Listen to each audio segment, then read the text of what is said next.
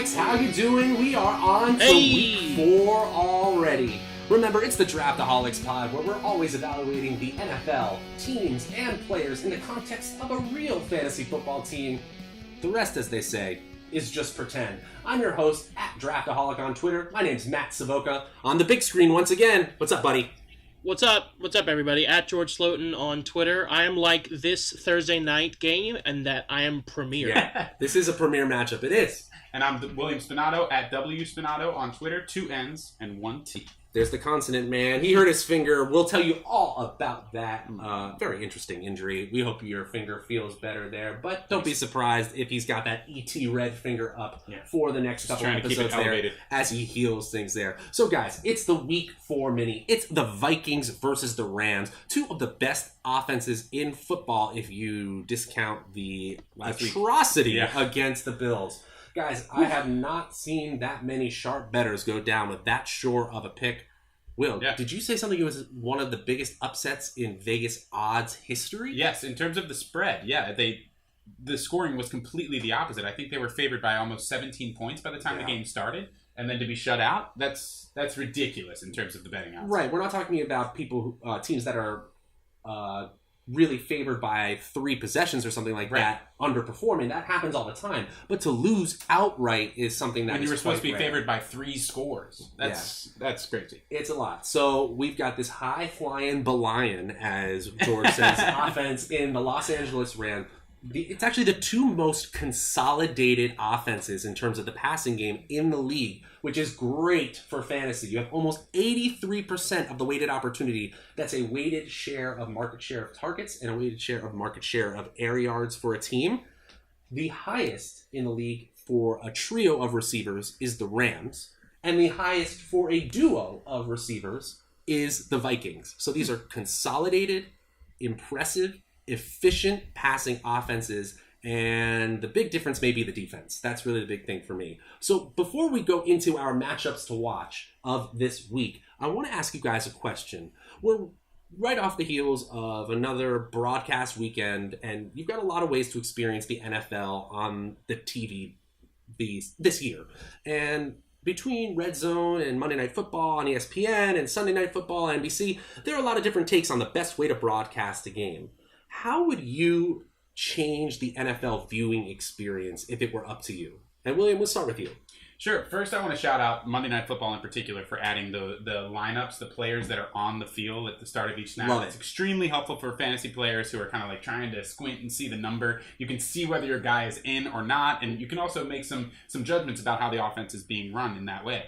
But my favorite part that the NFL has been introducing, but I feel like they don't use it enough, is the sky cam. More sky cam. Yeah, I really like to watch football unravel from the perspective of the quarterback. You can see so much more. You can't even see the secondary with that tight shot that they have always on basically the lines, and you can basically see the running back, and they follow the ball. I love to see how the defense unfolds for the quarterback. Watch him make his reads rather than having to wait until after the play to see that. So, I don't know, maybe it's an issue with some people with seasickness or something like that, or maybe they don't want to have the sky cam on the field the whole game when you're actually watching. But anytime I've been to a live NFL game, I see the sky cam out there the whole time, but it feels like they only use it like once or twice a half, which is, I feel like, a missed opportunity. There's an aversion for some people there. They feel like it's not right, and I don't get that. Maybe it's just historically it'll be too confusing if they change it, if you're seeing it from the perspective of behind the offense. But there's just a younger generation, the Madden generation, who is used to watching football from that view. We're not going to have a problem with that ever in our lives. Period. George, how about you? How would you change that NFL viewing experience if you made all the decisions? Well, in regards to camera angles, what Booker McFarland's been doing for Monday Night Football is amazing. Cool. I love this third man camera roving. It kind of reminds me of the when you're watching the Olympics and you have that they show the Olympic record along with the swimmer or with the runner. You can see that line of who's racing with it. I like how they move Booger along with the plays, which is great on this kind of like this. Yeah, they just move the Booger from the left nostril to the right nostril. All right, number 6 is Pickett. Your job is to pick this giant nose right here, and it's been kind of sick lately, so I hope that it's not, or maybe it's feeling a little better now. No, maybe not. Oh my goodness. Yeah. Yeah, be careful, but dig through all of that nose gack, all of it. The left side of the field, the right side of the field. Ah! But it's not anyway. The point is he's been giving great analysis. He's actually able to hear the audibles and the footwork from the field, which someone like Jason Witten, 150 feet in the air can't hear. So I'd like to see maybe some more camera angles from the booger camera, the booger cam. I don't know what you want to call it. Yeah, the booger and perspective cam. too. The booger Yeah, like cam. I love how he's been interjecting on Monday night. Like it causes much less awkward silence between the two commentators, and they can throw it down to the side of the field and say like, "Hey, what are you getting from your perspective?" Which is different than what we're used to. Flash forward, we have like 6 different analysts like floating above the field a half decade from now. Sure. Yeah. Right. Into it. We might have created a They're monster. going to be drones from at every 10-yard line. This could be very real. Everybody can work from home. I do want to change the NFL viewing experience in terms of how or which people we can view or listen to in terms of broadcasters.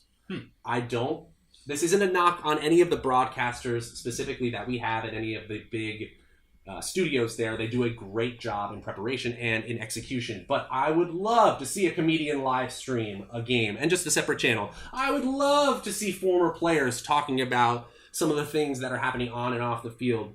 We saw what a great former player analyst in Tony Romo can do to inject joy into the game. Yeah. And I think that's something that we can absolutely continue on. It doesn't have to be on the main channel. Right. Just make it a live streaming channel with this ESPN Plus editions. And even on, with more and more people going to, say, NBCSports.com and watching the Sunday Night Football there.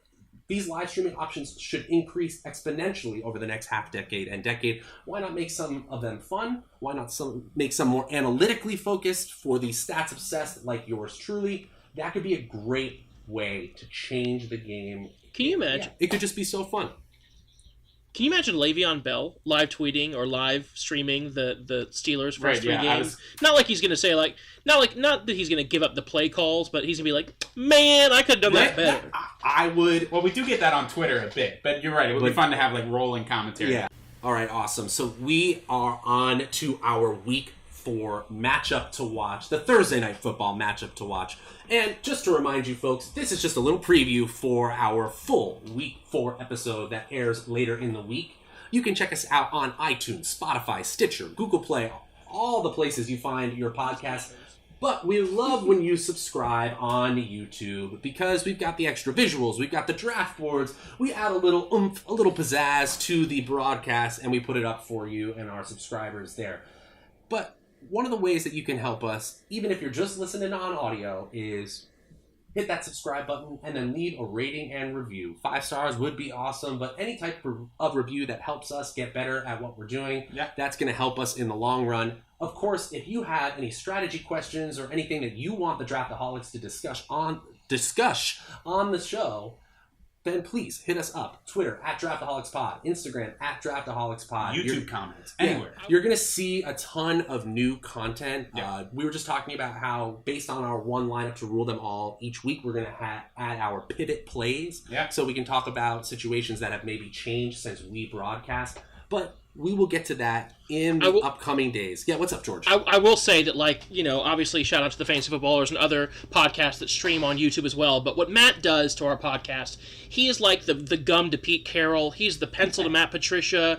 He's the cutoff sweatshirt of Bill Belichick. It's just that, like you said, that pizzazz. It is what makes us the Draftaholics. Yeah, it's worth watching. Thanks again to Matt for all the editing work. And shout out to Matt. Photoshop skills are really... They're getting there. They're getting good. Yeah, appreciate it, guys. It's a lot of fun, and I love doing it. But we just love that you guys are here, taking the info. At this rate, you're like 3 months away from starting a fake ID business. It looks like. Stop it! I will not.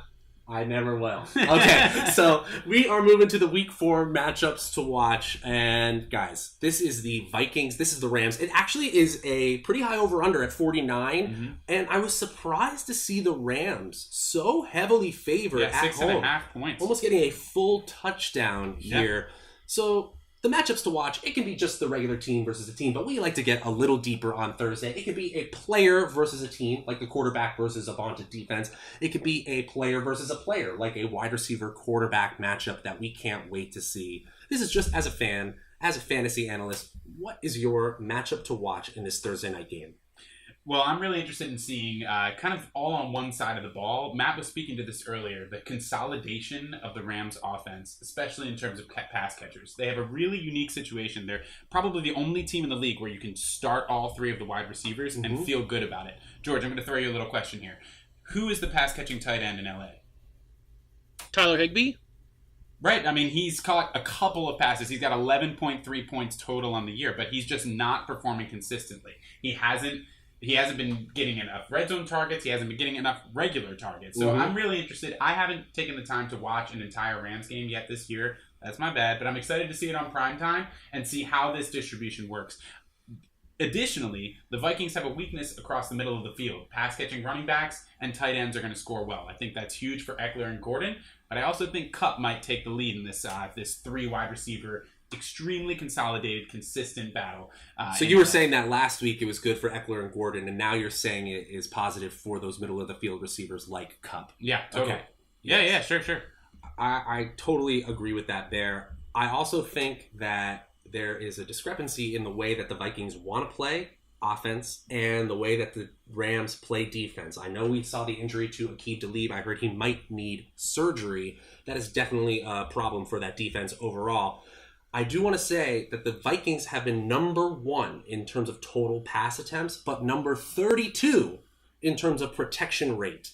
That is Player Profiler's pass-based offensive line efficiency stat. This is going to be a problem for a Ndamukong Suh and Aaron Donald defensive line. I don't care what is going on in the secondary with the injuries this week. That is a lot of pressure for Kirk Cousins, and even though he's had a high pressure completion percentage in his career, this is different. And I think that's why we're seeing such a large line for the Rams. I think they have a defensive line that's going to dictate the terms of this game. And without a running game that can keep the defense honest, Dalvin Cook and his forced missed tackles need to play to give the Vikings a chance. That's what we saw completely exploited in the Buffalo upset. And frankly, that defense did not look top-notch last week. So that needs to change. I think the Rams take this. Maybe I like the Vikings against the spread there with such a high spread, but it's the defensive line, Suh and Donald, that control the game. Yeah. I'm going to fade your fade, Matt. I don't know if it's necessarily a fade, but I don't think the Rams have seen... first of all, the Rams have seen a questionable David Johnson. They've seen Marshawn Lynch. They haven't seen somebody like Dalvin Cook. I mean, a fully healthy Dalvin Cook is scary. And it also doesn't, like you said, Aqib Talib's out and may need surgery. Marcus Peters is out. It's going to be a very close game, and I actually am going to give the edge to the Vikings. I think it's because their attack is a little bit more rounded. In terms of pre-draft, and our rankings before the season, I always liked to draft a wide receiver that didn't have that much competition around them. So I really stayed away from the Thielens and the Diggs and the Marvin Joneses, and I do like Golden Tate. But what I meant to say was I instead drafted people like Larry Fitzgerald. But I think I'm wrong, and I think that having 2 wide receiver ones in Diggs and Thielen and having a big, strong Kyle Rudolph tight end there, along with a run game that you cannot, the Rams have to scheme for not just Diggs and Thielen, but also for Dalvin Cook. He's a good pass-catching back. Latavius Murray had a chance to shine last week and really didn't, but Dalvin is a true 3-down workhorse back. Looking into the future, and I think that that's going to give the Rams some trouble with having a more rounded offense that the Vikings have. So I'm going to take, even spreadless or spread, I'm going to take the Vikings.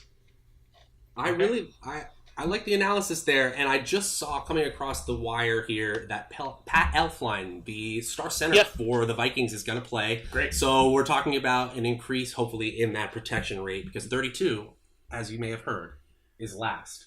So before we get out of here, the last thing we do in our preview episode, we go through the Roto World blurbs, just like I'm sure you do. We give our little take. It's called our 2-minute drill so that you know how we feel about this week's news and notes. We are beginning right now, and it starts with Hugh Jackson naming Baker Mayfield the coach. He's not quite the coach.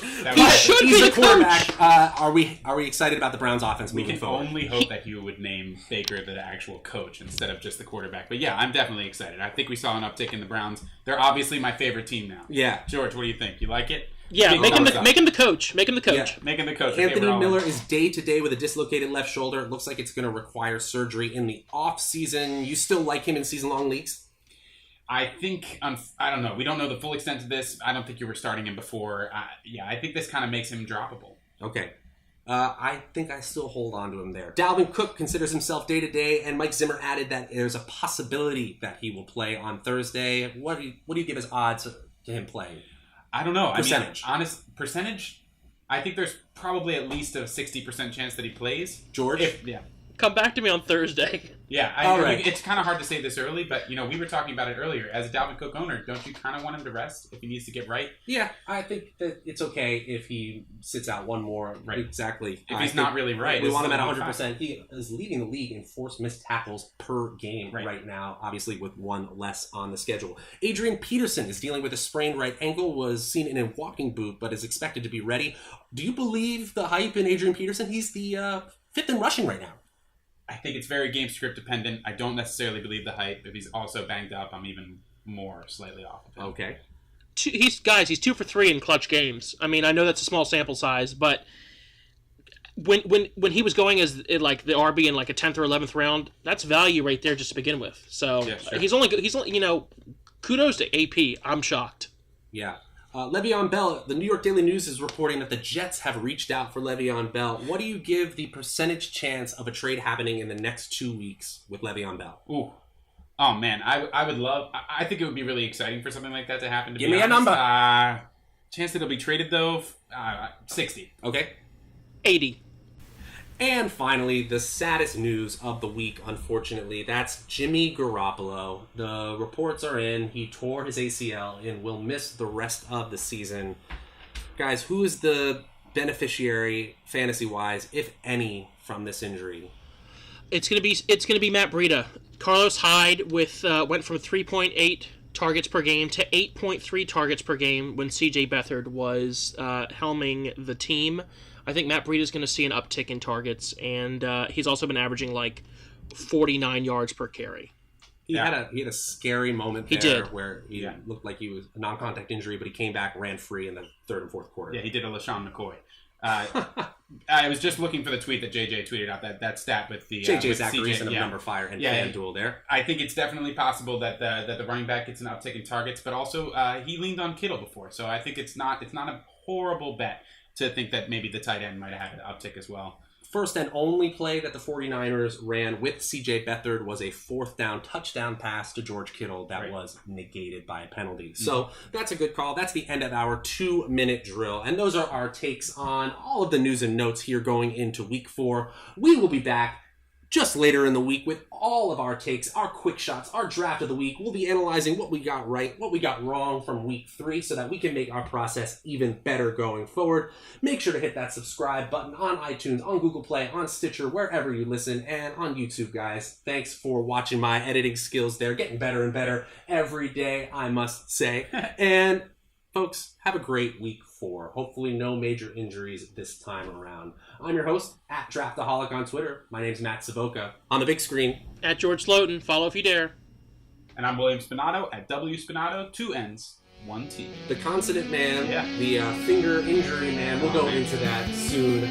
Guys, have a great week. We are the Draftaholics, where you're only as good as your last pick.